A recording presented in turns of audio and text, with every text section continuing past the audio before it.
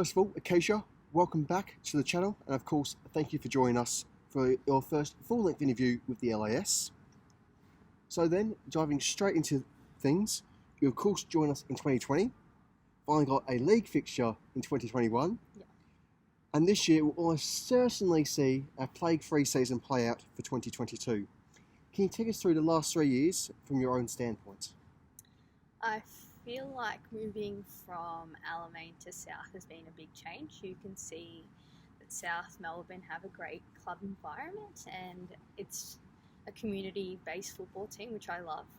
So the last 3 years, it's been great because we've had so many experienced players over 3 years. So it's been excellent to be able to train with these players like Nat Martinu and Jamie Pollock, and then also Alex Chill. So then now coming into my third season this year, we have a younger group of players, so it's been a bit different, but again, a great experience. As captain, there's undoubtedly a greater degree of responsibility compared to most player duties. How would you contrast these duties as a senior captain as opposed to those just a general squad member? There's a lot of things that a captain has to do that I never realised.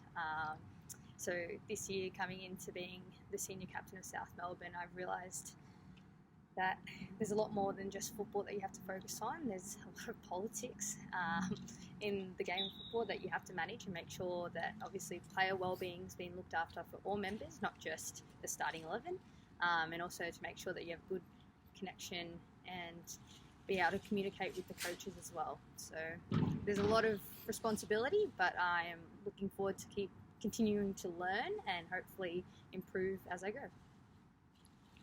In addition to the background of this season, you spent time both at Alamein and FE merging as part of your senior football career.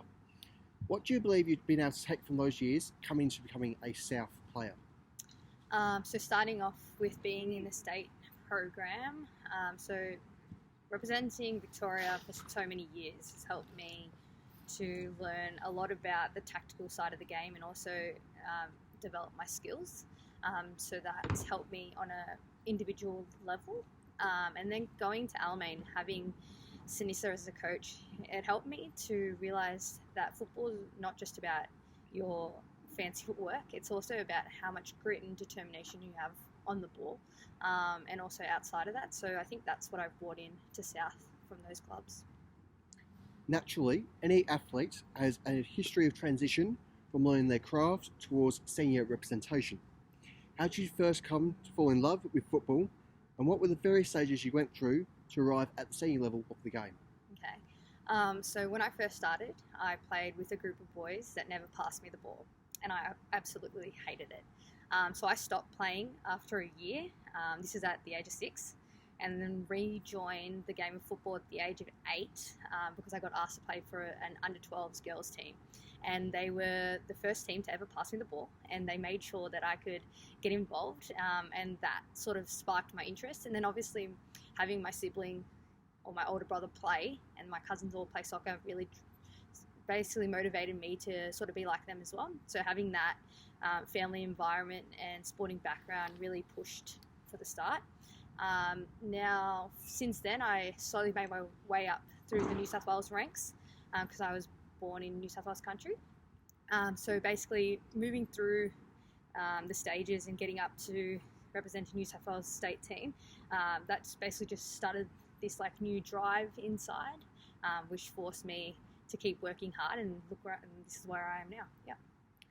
With only a handful of fixtures left in the season, there is naturally a substantial deal of reflection upon the season that has already passed. Mm-hmm. Do you believe you have managed to meet your personal goals for 2022 so far? To be honest, hit and miss, honestly.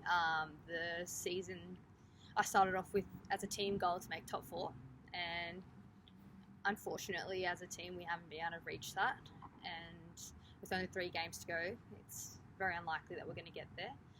So on an team perspective, I would say no. As an individual, I'm still unsure because I started off this year wanting to play consistently to get into a A-League club, and still waiting to see what happens with that. So maybe a average year for now, I would say. With the end of the season creeping ever closer, how would you surmise 2022 as we step closer to the final few fixtures? Did I just say that? I can add to it. I'll say this year has been a big learning curve, and having such a young team, I felt like we've been able to grow every game. So our performances have gotten better every single week, which has been a positive. So yeah. As you alluded to, at time of filming, it's certainly quite unlikely that we can sneak into a finals position. That doesn't mean we can't achieve a few goals in the process. What is it that you like the team to get out of the last 3 fixtures of this season? Okay, with 3 games to go, I would want to create an upset for the teams that we have to verse. We've got Heidelberg and then Calder, and then we finish with Boxhill. I'd love to finish the season with all 3 wins. That would be amazing. Obviously, show that we're able to beat the top sides, or being the first and second side. That would be a great way to end the year, and just show that we are a team that team should fear for next year. Yeah. Hosting Calder within our final 3 games so recently after our cup final defeat certainly adds an extra element into the emotional mix of the tie. When a Calder fixture is on the horizon, how do you personally feel about these games? I'm going to look forward to it. Hopefully we can work on some of the areas that we didn't do so well in the cup final, and we can go out there and show them that, hey, we're actually a team that you should look out for, and we can actually come back and win, because we've had 3 losses to Calder this year, so it would be great to finish with a win at the end. This season, we saw a perhaps unexpected alteration of coaching staff, with Sam Young departing via mutual agreements. From your standpoint, were you surprised by this move, or is this something expected to a degree?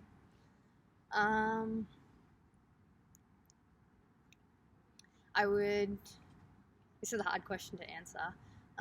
Obviously, as a team and as a group of players, you sort of get an idea of what's going on. But yeah, when the announcement came, I was a little bit shaken up, because you didn't expect it to happen then, right before our semi-final.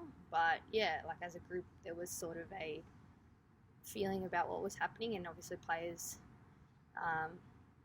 were, yeah, I would say it was a little bit, it's hard to answer that question, I would say.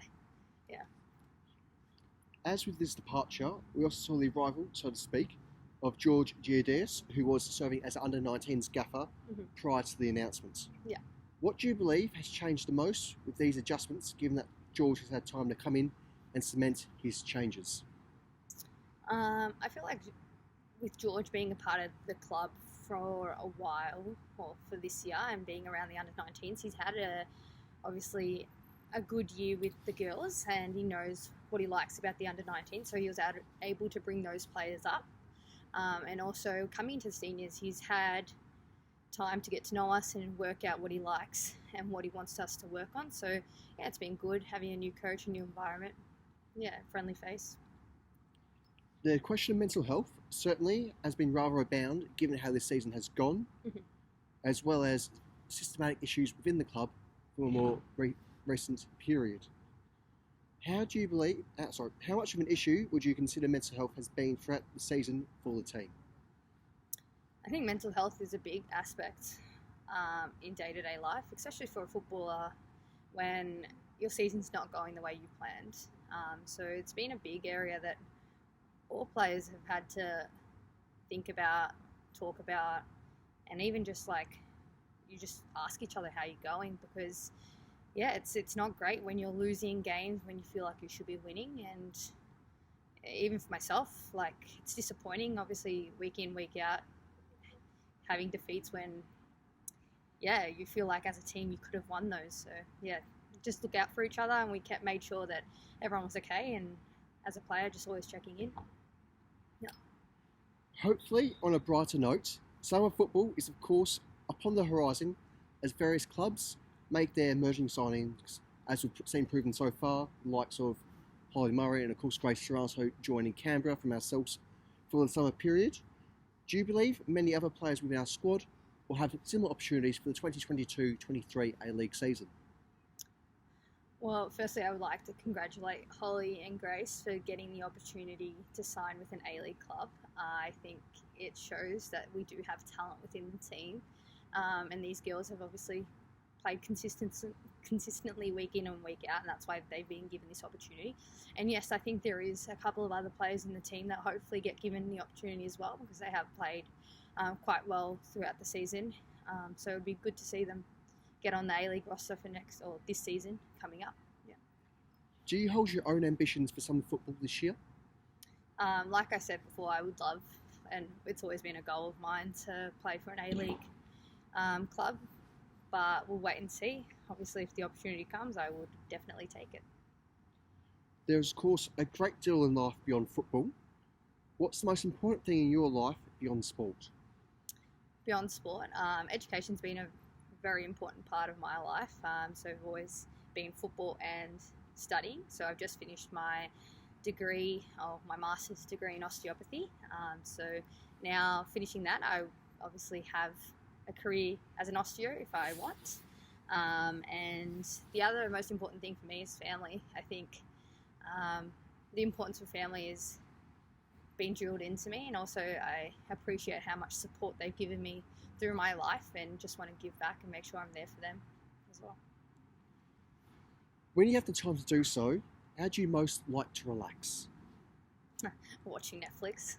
I love to just sit and watch a movie or binge a TV show when I'm free. That's my way to relax. Do you hold any major life ambitions beyond your sporting aims? I would like to become a advanced practitioner in the rehab side and sports management side of osteopathy, and that would be a great career pathway that I would look for. Yeah. Towards a sillier note, this beautiful blue planet can be a weird and wonderful place. But what is the most unusual thing you've ever come across? At Lakeside? In life in general. In life in general. I'm not sure. That's a hard question.